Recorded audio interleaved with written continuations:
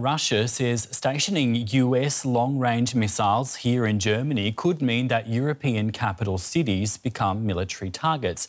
The Biden administration announced the deployment from 2026 at a NATO summit in Washington earlier this week. Now, the agreement includes Tomahawk and hypersonic missiles. These weapons are nuclear capable and have a range of more than 2,000 kilometres. The US and German governments say the development cements their commitment to NATO and European defence.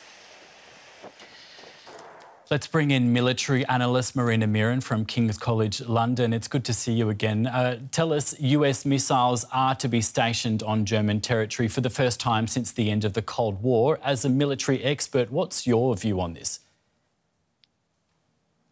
Good evening. Well, it is very interesting because, first of all, for instance, the Tomahawk missiles are actually Navy missiles. So that's part one. Where will they be fired from in the worst case scenario? The second issue is that we're seeing that Europe essentially is under the US protection umbrella. So that means if Trump were to win the elections in November, will these missiles essentially be stationed in order to deter Russia? And the other question is, in which scenario exactly would these missiles be deployed if it comes to an escalation with Russia? Would it mean that these missiles would just protect Germany, or is it a protection, say, for the Baltic countries? So there are quite a lot of questions when it comes to the decision to station those missiles. Let's flesh that out a little bit. Tell us, what are these weapons capable of exactly?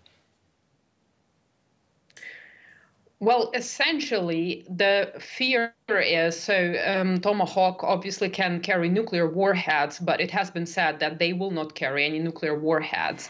So from Russia's perspective, the problem is that they could potentially reach Moscow, and what Moscow thinks is that they will go and try to destroy counter-force targets, so strategic decision-making centers, which is, of course, a problem for Russia, because if the US were to launch intercontinental ballistic missiles from the United States, then they would take about 20 minutes to reach Russia.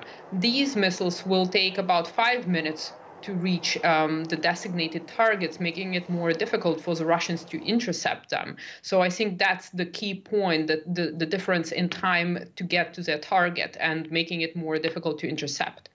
I see. Now, Russia says European countries are essentially putting themselves at risk if they accept deployments of these missiles.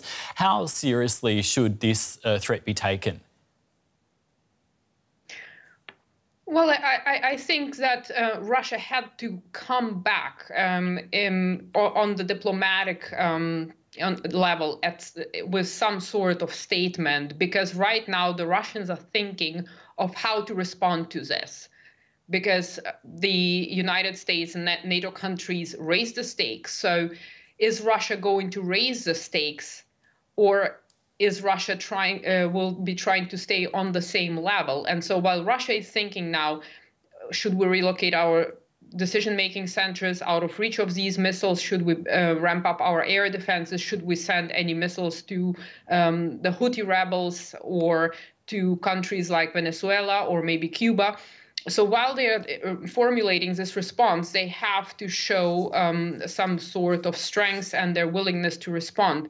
The problem here is that these are US missiles. So the Russians will have to take it up with the United States and not necessarily with Europe. So I think it's mere rhetoric now, while the Russians are trying to actually think of what would be the best way to respond to this. Well, it's great to get your insights. Thank you so much for explaining that to us. That was Marina Miron, military analyst at King's College in London. Thank you for having me.